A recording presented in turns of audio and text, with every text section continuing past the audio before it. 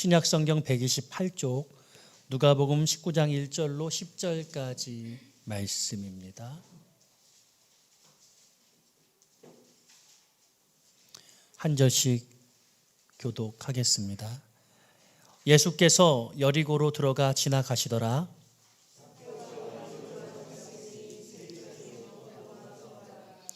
그가 예수께서 어떠한 사람인가 하여 보고자 하되 키가 작고 사람이 많아 할 수 없어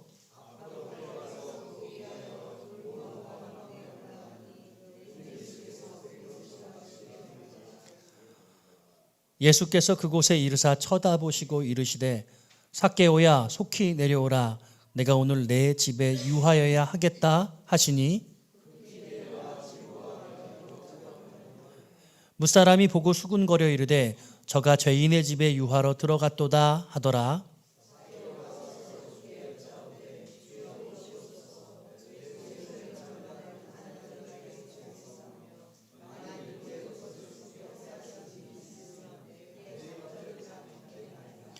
예수께서 이르시되 오늘 구원이 이 집에 이르렀으니 이 사람도 아브라함의 자손이미로다. 잃어버린 자를 찾아 구원하려 함이니라. 아멘. 할렐루야. 오늘도 함께 예배하는 여러분들에게 하나님의 큰 은총과 기쁨이 넘치시기를 축복합니다.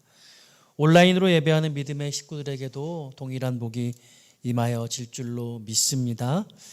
오늘 함께 말씀 나눌 제목은 뜻밖의 구원, 뜻밖의 구원이라는 제목으로 함께 오늘 말씀 나누겠습니다. 사랑하는 산유의 교회 가족 여러분, 여러분들은 삶의 목적을 얼마나 이루셨습니까? 연령 따라 많이 다르겠습니다만 인생에는 의도성과 의외성이 존재합니다. 부디 여러분들이 목적하시는 그 인생의 목표를 꼭 이루시기를 바랍니다. 또 저 역시도 그러기를 소원합니다. 목적을 이루는 인생이 되고 싶습니다. 그러나 인생에는 예상한 일과 예상하지 못한 일이 공존하지요. 우리는 의도한 것을 얼마나 우리 스스로 이루며 살 수 있을까 생각하게 됩니다.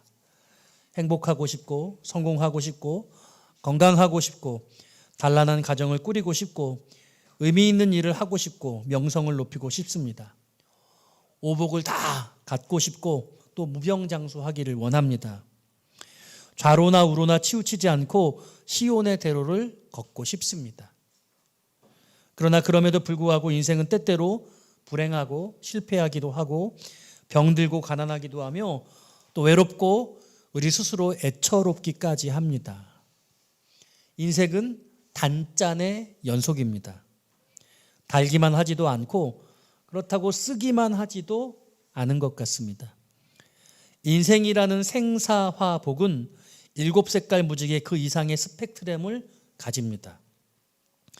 여러분들이 지금 겪어내는 모양이 인생의 어떤 색일지라도 전혀 이상할 이유가 없습니다. 시름이 너무 깊다고 좌절하지 마십시오. 너무 행복이 넘친다 할지라도 자화자찬하지 마시기 바랍니다. 여러분들의 인생 다음 대목에선 다른 세계의 향연이 어떻게 펼쳐질지 우리는 아무도 모릅니다. 사실 의도한 것이 언제나 좋은 것은 아닙니다. 정상에 서면 잠시의 승리감과 만족이 오고 그 이후에 또 불안감이 찾아오기도 하고 목적한 곳까지 왔음에도 불구하고 또다시 갈망하기도 하고 또 여전히 만족하는 그 행복감이 아니라 불행감이 우리 간에 여전히 있음을 보게 됩니다. 좋은 것이 모든 면에서 좋은 것은 아니었던 것입니다. 그 이면에는 언제나 다른 것이 숨어 있습니다. 마치 웃음이 여러 가지인 것과 같은 것이죠. 박장대소도 있고 포복절도도 있고 실소도 있고 조소도 있고 냉소도 있습니다. 웃음 그 이면의 것이 본질이죠. 물론 여러분들이 무엇을 목적하느냐가 중요합니다. 세상적인 화려함을 여러분들이 추구하는지 아니면 거룩하고 영적인 은밀한 것을 추구하는지에 따라 달라지리라 생각합니다. 반대로 의도하지 않은 것이 늘 좋지만 않다고 생각할 수도 없습니다. 오히려 의도한 것보다 이것이 더 좋을 수도 있습니다. 우리는 고난을 통해 성숙해지며 실패를 딛고 일어서며 더 단단해지죠. 좋은 것을 다 모아놨는데 이상하게 그게 좋지만 않을 수 있습니다. 오히려 잡동사니 인생에 필요 없을 것 같은 것들이 더 인생의 아름다움을 자아내기도 하는 것입니다. 여러분들이 알고 있는 예수님의 사역은 대체적으로 예상 밖의 모습이셨습니다. 사람들이 생각하는 그런 방식을 언제나 넘어서셔서 일하셨습니다. 십자가의 죽음만 생각해 보아도 그렇죠. 예수님이 우리를 구원하시는 방법이 자기 자신을 죽음으로써 우리를 구원하신다는, 누가 그런 방법을 생각조차 할 수가 있었겠습니까? 대부분 사람들은 나도 살고 다른 사람도 살거나 다른 사람은 죽을지언정 나는 살아야 하는데, 주님은 자신이 죽으심으로 모두를 살리시는 길을 택하지 않으셨습니까? 오늘 여러분들이 나눌 이 삭개오의 본문의 말씀이 바로 이와 같은 예수님의 의외성과 의도성을 같이 볼 수 있게 해주는 본문입니다. 저와 여러분들에게는 뜻밖이지만 예수님은 결코 그렇지 않으셨다는 겁니다. 오히려 바로 그 점을 노리고 계시는 거예요. 여러분 오해하지 마십시오. 여러분이 구원받으신 것이 결코 여러분 때문이 아니라는 사실을 우리는 기억해야 합니다. 우리 자신의 구원에 우리는 어떤 의지도 반영할 수 없었습니다. 이 점을 꼭 기억해야 합니다. 그래서 오늘 말씀의 제목이 뜻밖의 구원입니다. 뜻밖이라는 말은 전혀 생각이나 예상을 하지 못했다라는 의미입니다. 여러분들이 여러분 자신의 구원을 생각할 때 여러분의 구원은 예상한 대로십니까? 뜻밖이십니까? 만약 우리가 누군가를 구원해낼 수 있다고 할 때, 누군가를 우리가 구할 수 있다면 여러분들은 누구를 구하시겠습니까?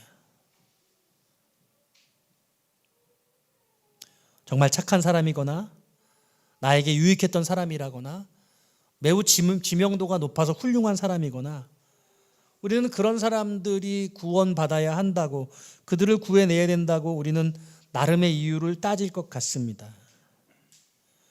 오늘은 그런 이야기가 아닙니다. 나무 위에 올라가 보신 적 있으세요?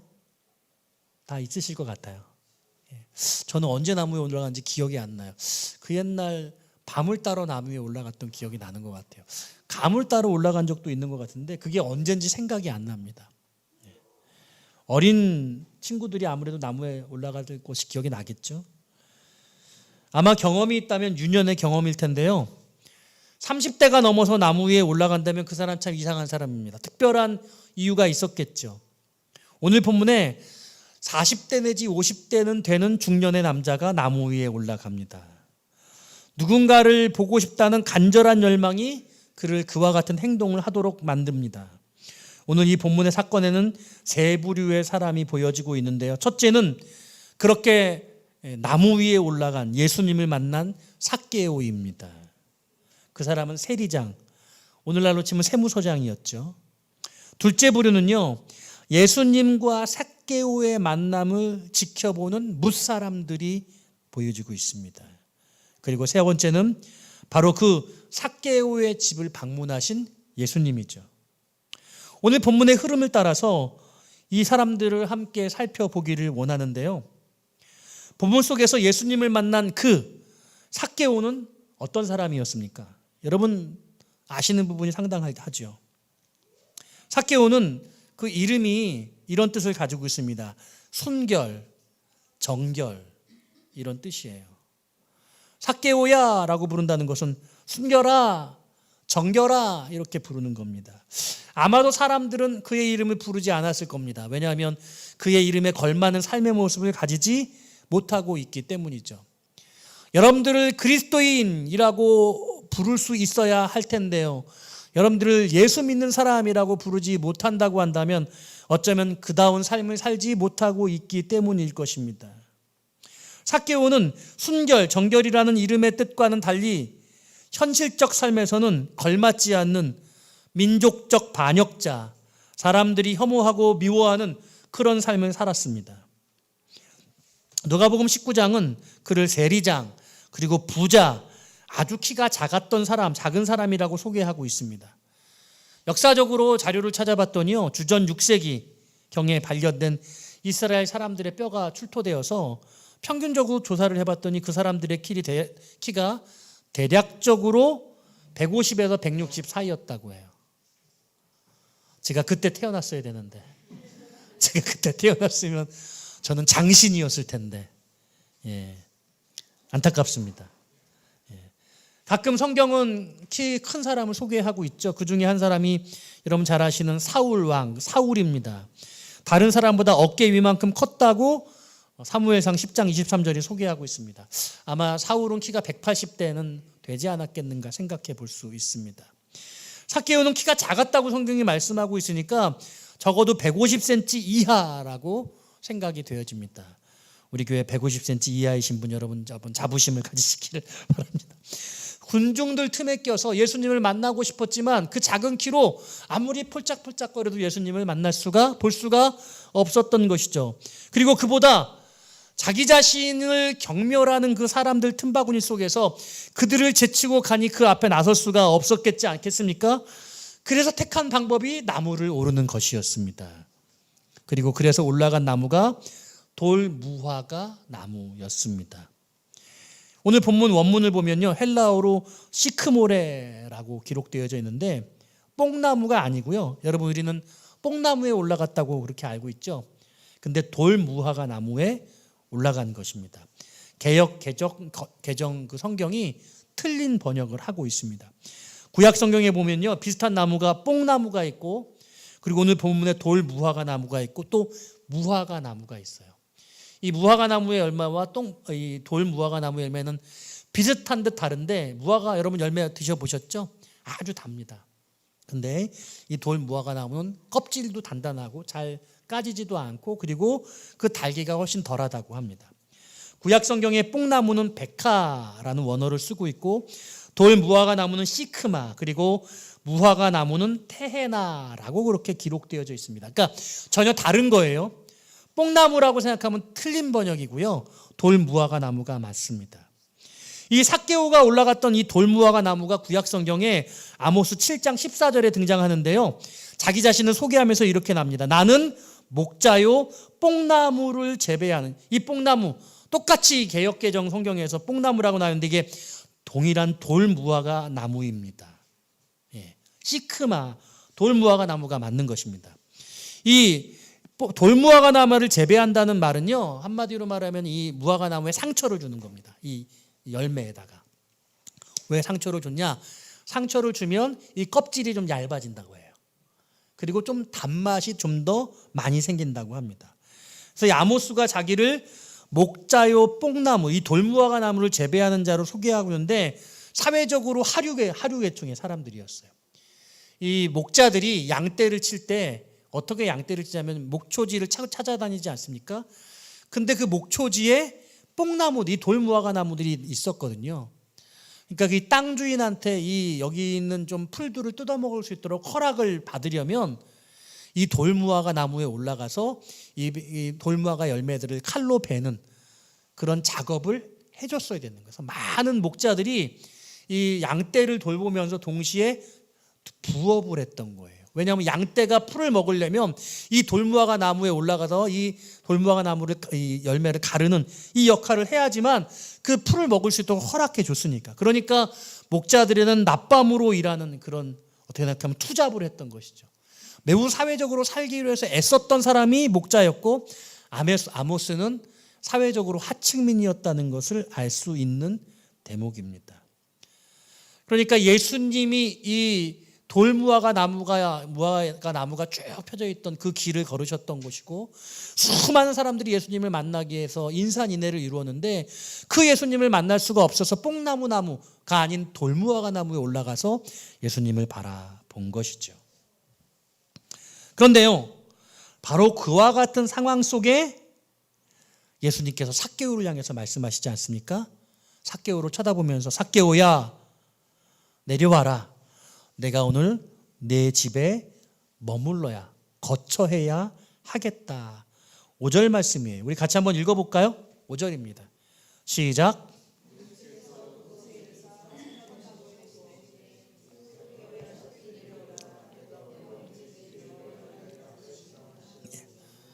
요즘 말로 치면 예수님이 삭개오야 내가 네 집에 신방 좀 가야겠다 이렇게 말씀하는 것이라고 할 수 있습니다. 한국 교회의 가장 전통적인 목회 방식이 신방 목회예요. 주일날 예배드리고 이제 몸이 아파서 못 오신 분이나 교회 보이지 않는 분들 주일날 오후에 다 다가오고 방문해서 무슨 일이 있나 찾아보는 거죠. 여러분 목사가 여러분들 가정에 방문하는 것은요, 이 예수님이 삭개오의 집에 방문한 것 같은 그런 동일한 의미를 가지고 있는 겁니다. 저는 신방을 할 때 늘 여러분들을 축복하려고 준비하고 어떤 말씀으로 복을 빌면 좋을까 늘 이렇게 준비해서 가게 되는 거죠. 여러분, 그런데 목사가 신방 가고 싶다 그러는데 목사님 오지 마세요 그러면은 예수님 오지 마세요 이렇게 말씀하시는 것과 동일한 거예요. 목사가 갈 때 뭐 여러분들한테 뭐 가가지고 놀자 시간 같이 보내자 이런 거 아니고요, 복을 빌러 주님이 여러분들의 가정에 방문을 해서 하나님의 은혜를 함께 나누고 뭔가 여러분 가정 안에 문제를 해결해 주고 싶은 그런 마음의 소원을 가지고 방문을 하는 것이죠. 여러분 목사가 신방을 청할 때 여러분 기쁘게 받으시기를 바라요. 이사를 하면은요, 그 누구보다 여러분 제일 먼저 신방을 받으셔야 되는 거예요. 저는 제일 먼저 신방을 청하는 사람이 가장 복 있는 사람이라고 저는 그렇게 생각합니다.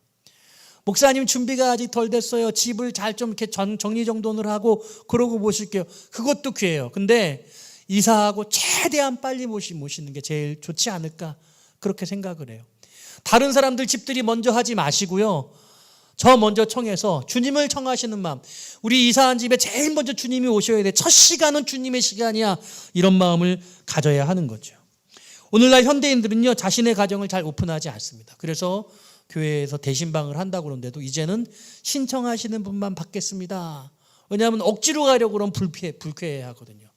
자신의 집을 오픈하지 않아요. 집 잘 해놨잖아요. 온갖 좋은 것들로 다 집을 꾸며놨어요.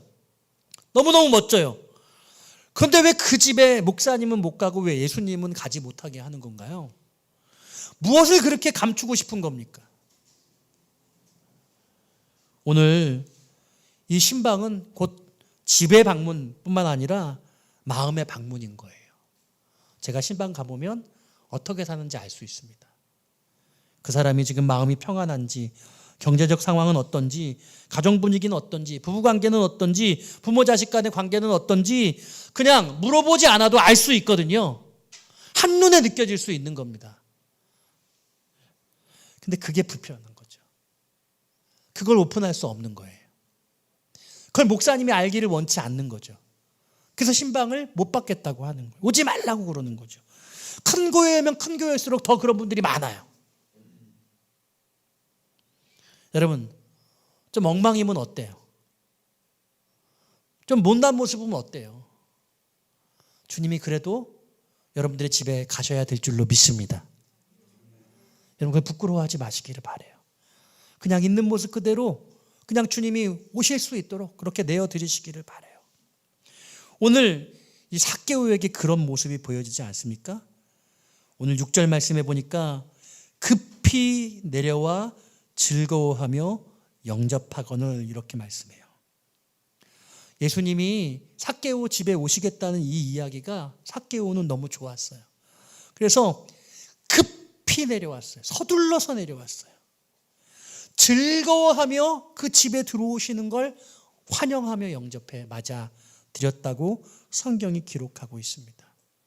오늘 여러분 이 말씀을 여러분 보실 때에 여러분들 마음속에 우리 주님이 계시다는 것을 제가 전제하고 말씀드리고 싶은데요. 여러분 예수님을 마음속에 영접하실 때 여러분들 인생에 여러분들 주님께서 신방을 하시는 것이거든요. 그때 여러분 그때 기억 어떠셨어요?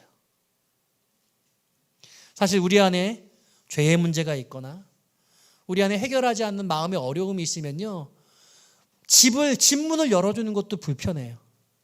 부부가 싸움을 했으면요, 예배 드리는 것도 불편해요.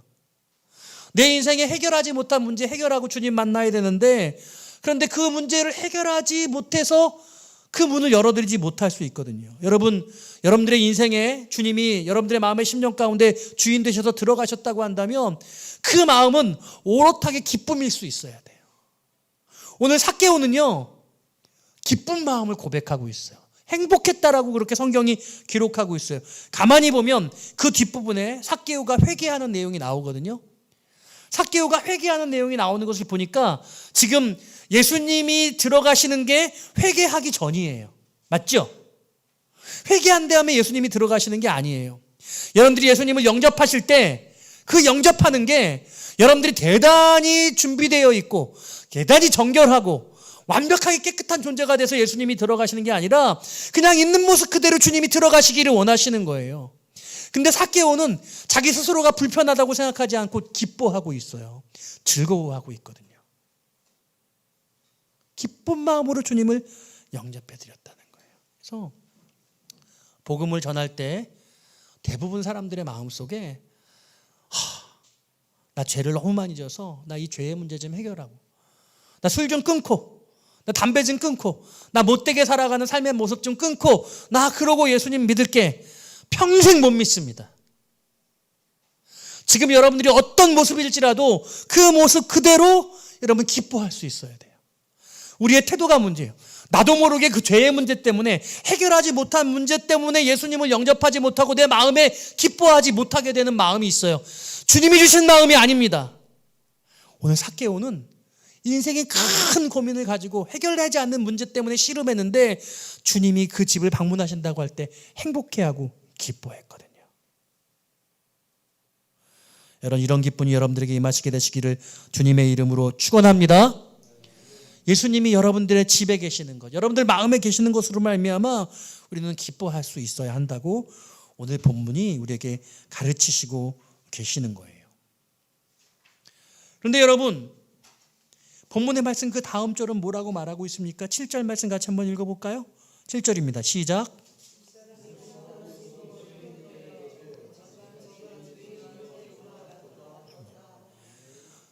예수님이 이 삭개오의 집에 들어가는 걸 보면서 사람들은 이렇게 수군거렸습니다. 예수가 죄인의 집에 들어갔다. 죄인과 함께 거한다. 여러분, 지금 이 부분에서 예수님이 전혀 우리의 뜻밖의 모습을 우리에게 보여주고 계시는 거예요. 예수님은 의인을 찾으러 오신 게 아니라 죄인을 찾으러 오신 거예요. 의인을 구원하는 것이 아니라 죄인을 구원하기를 원하시는 거예요. 믿으시기를 바랍니다.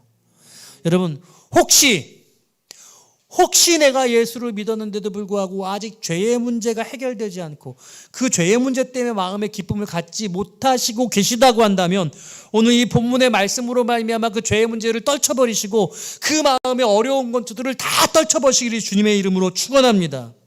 사람들은요, 그런 저와 여러분들을 손가락질할 수 있을지도 몰라요. 너 같은 사람이 무슨 예수를 믿어? 너는 예수 믿을 자격이 없지. 지금 오늘 이 삭개오가 어떤 사람이었습니까? 민족의 반역자였어요. 로마의 앞잡이입니다. 사람들에게, 이스라엘 백성들에게 세금을 걷어들이는 거예요. 이 세금을 걷어들이는 과정에서 심지어는 더 많은 착복을 한 거예요. 자기의 얼굴이 드러나면 너무 부끄럽고 어려운 일이니까 제3자를 세리로 쓰는 겁니다. 내 얼굴 팔리지 않게 다른 사람을 세리로 앞세우는 거예요. 그럼 여러분, 이게 어떤 일이 생깁니까? 누군가 제3자를 고용하면 그 사람도 먹고 살아야죠. 그 사람도 거기서 이문을 남겨야 되는 거예요. 그러면 더 많은 세금을 징수하게 되는 거예요. 이 악의 고리의 가장 중심에 있었던 사람이 이 세리장 삭개오였단 말이죠. 그럼에도 불구하고 그는 마음속에 이렇게 사는 것이 결코 나를 행복하게 만들어주지 않는다는 마음속에 어떤 문제인식을 가지고 있었던 겁니다. 그렇지만 사람들은 이 삭개오가 그와 같은 고민을 하고 있다는 것을 알지 못했던 거예요. 여러분, 세상에서 성공했다고 말하는 사람들, 높은 직위에 올랐던 사람들, 그 껍데기만 보고 여러분 좋아 보이지 마시기 바래요. 그 이면에 그들이 갖고 있는 그런 삶의 애환과 고통, 그것을 읽어낼 수 있어야 되는 겁니다. 우리 안에 진정한 기쁨은 세상적인 것이 아니라 예수로 말미암아 내 안에 있는 영생으로 말미암아 임하게 되지 않겠습니까? 근데 사람들은요, 그런 껍데기를 보고, 삭개오가 민족적 반역자이고 모든 이스라엘 백성들로부터 멸시와 미움을 받는 그런 사람이었기 때문에 예수님과 삭개오를 동류로 봤던 거죠. 죄인의 집에 유하러 들어갔다고 말한 것입니다. 여러분, 우리 자신이 세상 사람들로부터 어쩌면 그런 지탄을 받을지도 모르겠어요. 한국 교회가 많은 비난을 받아요. 한국 교회가 많은 비난을 받고 있는데 이 부분에는 정당한 측면이 있고 우리한테 부끄러운 측면이 있어요. 정말로 우리 자신의 삶이 변화되어야 되는 측면이 우리한테 부끄러운 측면입니다. 그러나 우리는 여전히 하나님의 은혜를 필요로 하는 자들이에요. 우리는 여전히 죄악 가운데 있어요. 근데 그런 우리 주님은 여전히 긍휼하게 바라보시고 계시다는 것을 잊지 말아야 돼요. 그게 우리가 예수를 믿는 정당성이에요. 우리는 우리 자신의 공로로 대단한 자로 설 수 없으며 오직 예수 그리스도의 보혈로만 공로를 힘입을 수 있다는 거예요. 할렐루야. 오늘 이 예수님이 뜻밖으로 모든 이스라엘 백성들이 미워하고 멸시했던 이 삭개오의 집에 들어가서 거기서 거하셨다는 거죠. 그리고 어떤 일들이 일어났습니까? 오늘 다음에 8절 말씀 같이 한번 읽어볼까요? 8절입니다. 시작.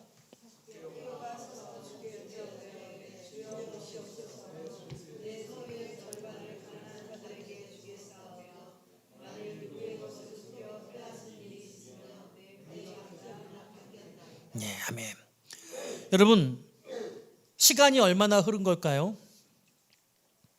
이 7절에 사람들이 수군거리고 삭개오의 집에 예수님이 들어가는 것 목격을 지금 기록하고 있습니다. 그리고 바로 8절에 넘어가서 삭개오가 회개하고 있어요. 그동안 세리라는 역할을 통해서 벌었던 자기의 모든 소유의 절반을 가난한 자들에게 나눠주겠다고 합니다. 누구의 것을 내가 빼앗고 토색하고 그런 것이 있다면 4배를 갚아주게, 배상해 주겠다고 그렇게 고백합니다. 진정한 회개는 이와 같이 회개를 동반해요. 여러분, 예수를 믿게 되면서 진정한 회개가 있었습니까? 회개라는 것은 완전히 180도 돌아서는 것을 말하는데 우리가 예수를 믿게 되면서 예수를 믿고 났더니 나 이제 이전에 살았던 내 삶이 정말 필요 없어졌어. 그렇게 돌아서는 거예요. 지금 삭개오가 그런 회개를 하고 있는 거예요. 근데 그런 회개를 하는데 이 7절과 8절 사이에 삭개오가 예수님께 식사 대접을 했다거나 예수님과 대화를 했다거나 예수님이 삭개오에게 무슨 말씀을 하셨다거나 한 그런 기록이 이 사이에는 전혀 없습니다. 7절과 8절 사이에 시간이 상당히 흐른 것인지 아니면 삭개오가 주님을 영접해서 맞이해서 주님이 자기 집에 들어오자마자 바로 이윽고 즉각적으로 이야기를 한 것인지 알 수 없어요.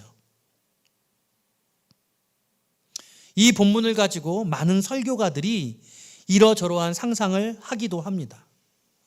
그리고 마치 어떤 일들이 일어난 것처럼 가정에서 이야기를 하시더라고요.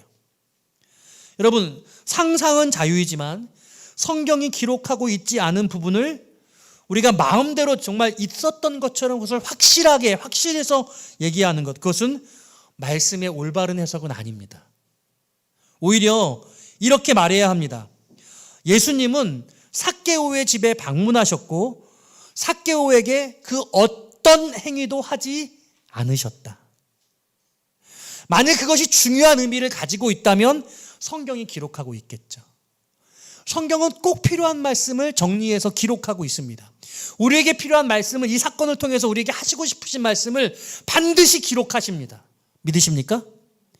없다는 것은 그걸 이야기할 필요가 없기 때문에, 다시 말하면 이 7절과 8절 사이에 예수님이 삭개오에게 어떤 일을 행하신 것이 없다는 겁니다. 마치 예수님이 무엇을 해서 삭개오가 회개하고 있는 게 아니라는 거예요. 이게 뭘 뜻하느냐? 예수님이 오신 것만으로 충분하다는 거예요. 예수님이 삭개오의 집에 방문한 것 자체로 더 부족한 게 없는 겁니다. 삭개오 스스로 주님이 그냥 자신의 집에 오셨다는 그 사실 하나만으로 삭개오는 지금 자기의 죄를 뉘우치고 회개하고 있는 거예요. 사랑하는 여러분, 여러분 중심에 예수님이 있으십니까? 여러분 분명합니까? 여러분 그것 하나로 충분한 줄로 믿습니다. 더 이상 무엇이 필요한 게 아니에요. 여러분 안에 주님이 계시면 그 주님으로, 여러분 안에 계신 그 주님으로 말미암아 변화의 역사가 일어날 수 있어요. 그게 주님이세요. 주님이 뭔가 대단한 것을 하시려고 하신 것이 아닙니다. 그럼에도 불구하고 삭개오는 이 놀라운 회개를 하고 있는 거예요. 자기의 재산의 절반을 나누어 주겠다고. 내가 죄 지은 것, 토색한 것, 빼앗은 것 있으면 4배나 되갚아 주겠다고 말씀하고 있는 것이죠. 이게 얼마나 놀라워요. 여러분, 내가 예수를 믿기 때문에 내가 무엇인가를 해야 된다고 여러분 그렇게 억지로 생각하지 마시기를 바랍니다.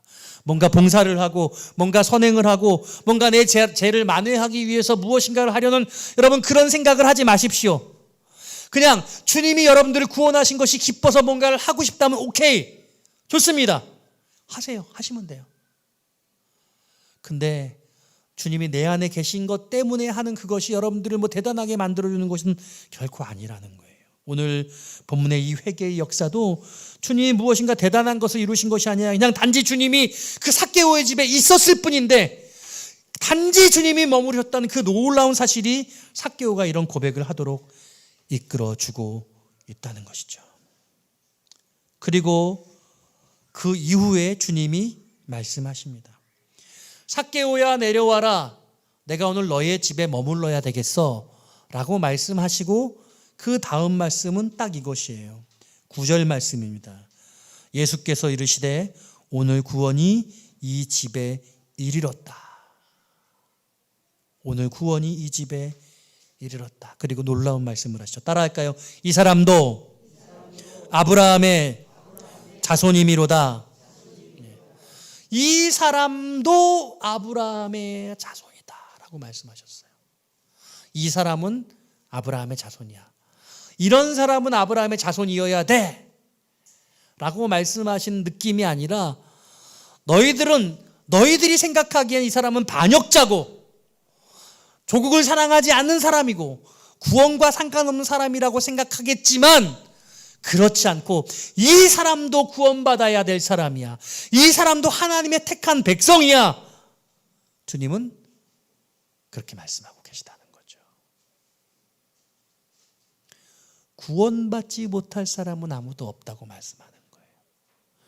그 어떤 죄역 죄인도 주님은 구원하기를 희망하신다라고 말씀하시는 거죠.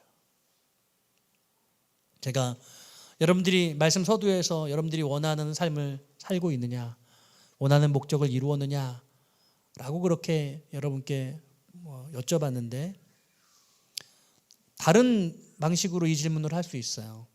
우리가 전도한다면, 누군가를 산위의 교회로 인도한다면 어떤 사람을 인도하고 싶냐? 같이 신앙생활 할 사람이니까 친한 사람, 나랑 잘 지낼 수 있는 사람, 우리 교회에 유익이 될 수 있는 사람, 그리고 뭔가 사회적으로 좀 지위가 있어서 대단히 보탬이 될 만한 그런 사람, 우리는 그런 사람과 신앙생활하고 싶을 수 있어요. 그런데 주님이 말씀하시는 건 그렇지 않은 거죠. 뜻밖의 말씀을 하는 거죠. 모두가 지탄하는 사람, 멸시하고 우리와 함께할 수 없다고 하는 그런 사람, 어쩌면 인생의 문제를 가지고 처절하게 고민하고 있는 그런 사람을 이끌어야 된다는 거예요. 오늘날로 치면 이렇게 말할 수도 있을지 모르겠어요. 동성연애자. 우리는 그런 사람에게 복음을 전할 수 있을까요? 그런 사람을 교회 안에 들여놓으면 안 된다고 얘기하고 있잖아요. 또 이렇게 얘기하면 너무 많은 오해가 있을 수 있어서 우리가 생각하기에 어려운 사람들, 가난한 사람들, 굶주린 사람들, 도저히 받아들일 수 없는 그런 사람 교회 공동체 안에 들여놓을 수 있겠느냐? 이런 질문을 하는 것과 같은 것 같아요. 어려운 이야기죠. 정리해 볼게요. 사랑하는 여러분, 우리는 지금 라이언 일병을 찾고 있습니다. 라이언 일병. 여러분 찾으셨어요? 누가 내 라이언 일병이 되어야 될까라고 할 때 주님이 이렇게 말씀하시는 거죠. 이 사람도 아브라함의 자손이다. 이 사람도 아브라함의 자손이다. 이게 뜻밖의 구원이에요. 하나님이 구원하기를 원하시는 그 하나님의 놀라운 샘플은 모두가 미워하는 그 사람의 집에 거하시면서 그 사람을 회개케 하시고 구원케 하시는 이 삭개오 같은 사람을 하나님의 자녀고 하나님의 백성이라고 말씀하시는 뜻밖의 메시지를 우리에게 던져주시고 계시는 거죠. 여러분들이 제일 미워하는 사람, 도저히 같이 신앙생활할 수 없다고 생각하는 그 사람, 어쩌면 그 사람이 구원받아야 된다고 말씀하시는 거죠. 하나님, 저 용납할 수 없습니다. 왜 저 사람이 예수를 믿어야 됩니까? 저 사람은 나와 같은 사람이 아니고 저 사람은 구원받을 자격이 없어요. 그런 사람이 구원받아야 된다고 말씀하시는 거거든요. 삭개오는 사람들에게 혐오와 미움의 대상이었어요. 민족의 원흉이라고 생각되는 존재였습니다. 그런데 주님은 그의 이름을 부르셨고 그의 집에 거하시면서 그 집에 구원이 이르렀다고 선언하셨던 것이죠. 오늘 우리가 예수를 믿는 우리의 신앙의 모습은 너무나 규범화되어 있고 사회적 어떤 계층이나 우리 사회적 인식 속에 이것들이 일어나고 있는데 주님은 가난한 자들, 병든 자들, 사회적으로 내몰린 자들, 그들을 찾아다니면서 그들을 제일 먼저 구원하시고 계시는 모습을 보여주고 계셨던 것입니다. 오늘 여러분들이 혹 아직 나의 그 라이언을 결정하지 못하셨다고 한다면 이 주님의 마음을 여러분들이 담을 수 있기를 바라요. 내가 주님의 마음으로 누구를 내 라이언 1번으로 정해야 될까? 저 사람을 보니 저 사람에게서 삭개오의 모습이 보인다. 저가 어떤 삶을 살아가건 상관없어요. 갈망이 있는 거예요. 주님을 향한 복음을 접하면 주님이 그 마음속에 들어가시게 하면 그의 삶이 송두리째 바뀔 수 있는 그런 사람. 주님은 그런 사람을 원하시고 그런 사람을 구원하기를 원하시는 거죠. 그래서 10절에 이렇게 결론적으로 말씀하시는 거죠. 인자가 온 것은 잃어버린 자를 찾아 구원하려 함이니라. 잃어버린 자를 찾는 것. 이게 주님의 사역이라고 말씀하고 있습니다. 여러분들이 라이언을 구하실 때 여러분 라이언을 정하시는 그 기준이 오늘 이 누가복음 19장에 부합하도록 여러분들이 정하시면 좋겠어요. 여러분들이 이미 마음속에 작정하고 있는 분들이 영혼의 갈망을 가지고 있는지, 예수님을 만나기 위해서 여러분 그 나무 위에 올라갈 수 있을 만큼 열정을 가지고 있는지, 우리가 애쓰고 수고하는데 그 수고가 헛되지 아니하고 정말 영혼의 구원의 열매를 거둘 수 있는 그런 영혼이어야 하지 않겠습니까? 우리는 이것을 위해서 기도하고 준비해야 할 것입니다. 오늘 삭개오를 구원하신 하나님이 여러분들에게 말씀하시는 거죠. 여러분들의 마음의 심령의 주인이 되셔서 여러분들의 삶을 뒤바꾸신 주님이 또 다른 사람들을 구원하기를 원하시고 그들의 삶을 바꾸기를 원하시는데 우리가 그 주님의 마음으로 그들에게 나아가야 한다는 것이죠. 오늘 이 삭개오의 삶이 변화된 놀라운 역사가 여러분들을 통해서 새로운 영혼들에게 나타나게 되어지시기를 주님의 이름으로 축원드립니다.